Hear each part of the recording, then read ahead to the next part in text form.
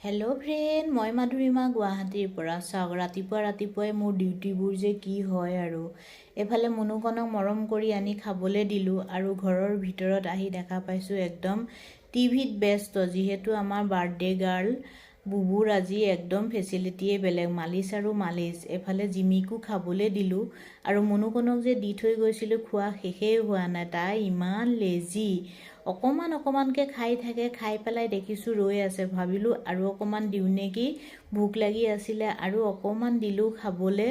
তাইও বহুত লেজি একদম, চাওকচোন। আকৌ মালিচ কৰি দিছোঁ। আজি যিহেতু আমাৰ ধুনুমাৰ বাৰ্থডে, গতিকে ধুনুমাৰ বন্ধু বান্ধৱীবিলাককতো মৰম কৰিবই লাগিব বেছিকৈ।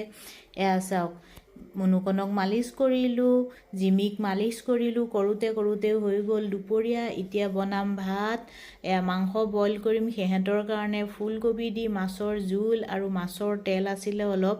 এফালে ভাত বহাই দিছোঁ, মাছ ভাজি আছোঁ আৰু বনাম কঁঠালৰ তৰকাৰী। খাই মই বহুত ভাল পাওঁ আৰু ছিজনৰ বস্তু ছিজনত খাব লাগে। চাওক, হৈ গ'ল মাংস বইল আৰু ভাত। জিমিৰ কাৰণে ঠাণ্ডা কৰি আছোঁ। এফালে কঁঠালৰ তৰকাৰী হৈ গ'ল, মাছৰ তৰকাৰী হৈ গ'ল, মাছৰ পেটু ভজা হৈ গ'ল।